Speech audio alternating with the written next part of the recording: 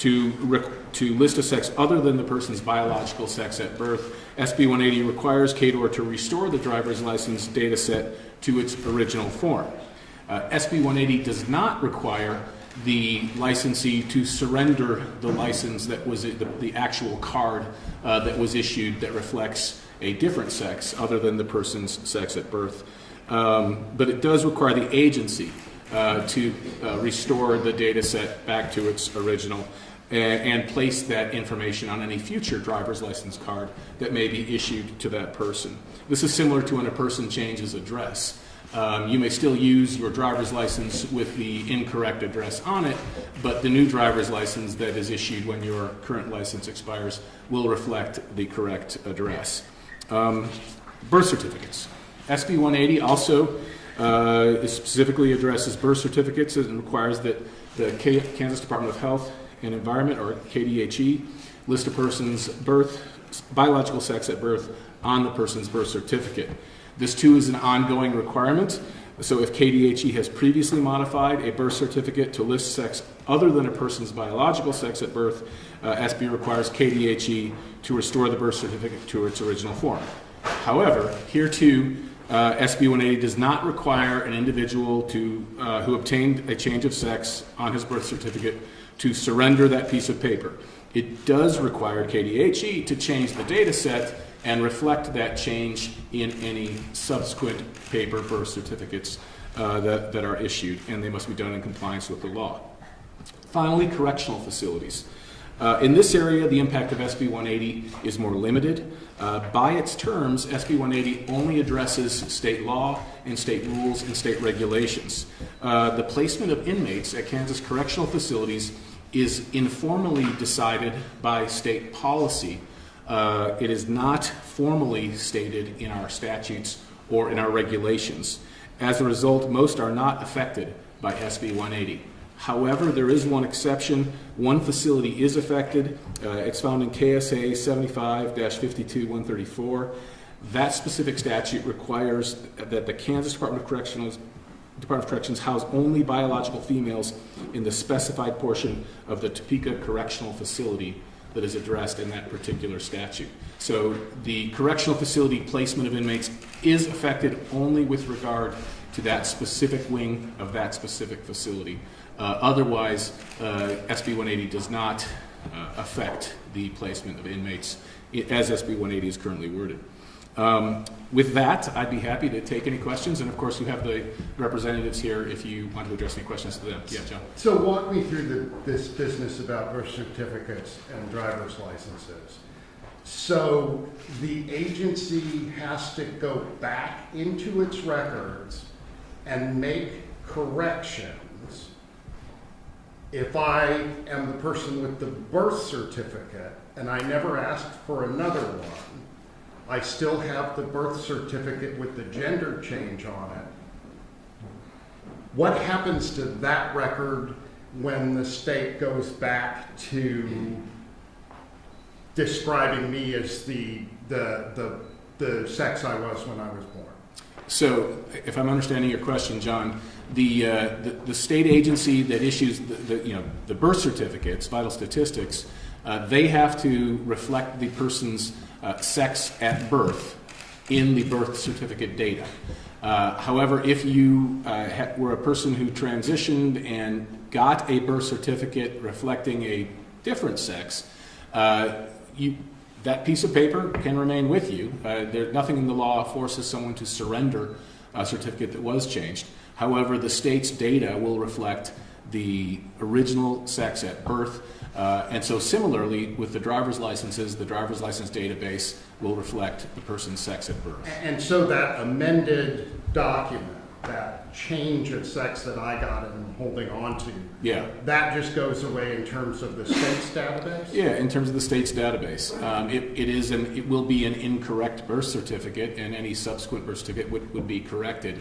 But the law doesn't require surrendering these documents. Well, that raises an interesting question of if I need a birth certificate to do something, get a passport, I'm trying to think what you might need it for. I have to go back and get the original one then because that's the correct birth certificate. That is true. It's the correct one, and it would conform with any other state-issued ID you had, like your driver's license, or if you were a concealed carry permit holder. That information, although we didn't address that in this opinion, that information is drawn from the same driver's license database too.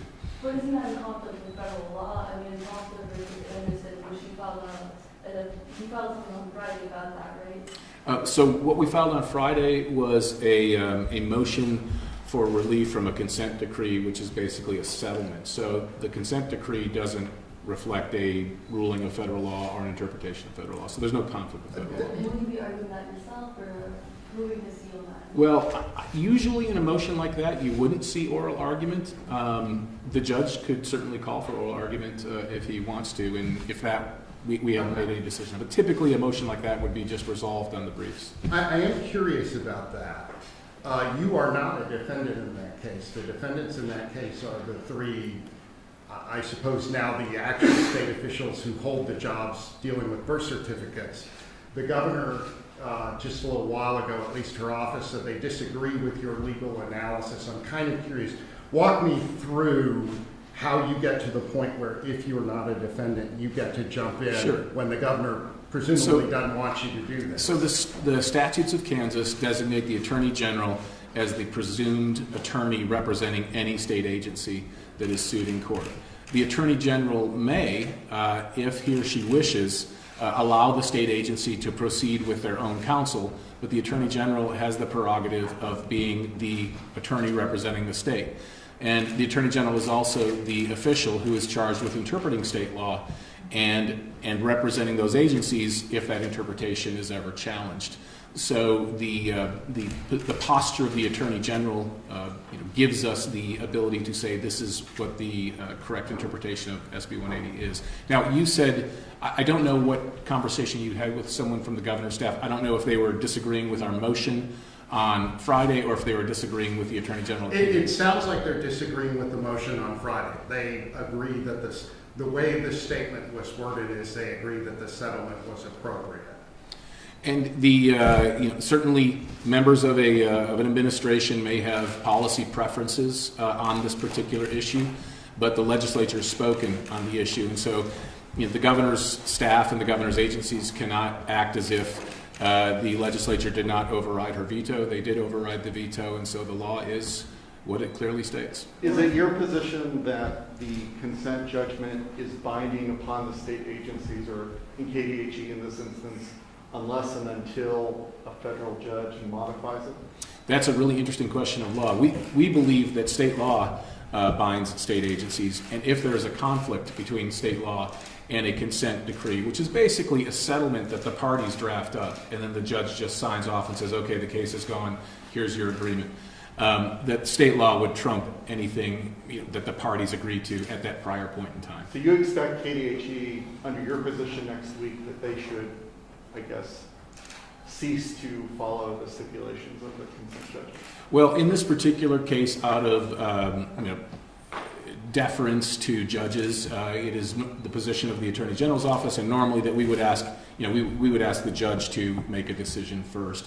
Normally, we would not push an agency to be in that position. And how many changes has there been made for the driver's license and birth certificates? Do we have a record on how many changes have been done? I don't know what the current number is. In fact, someone in the press reported, I think one of you may have spoken to KDHE or KDOR. I saw the number at 112 last week, or maybe in the last few days. My guess is that's pretty accurate. My staff has been in touch with the agencies, so I'm sure we do have a close number, but I'm guessing it's in that ballpark.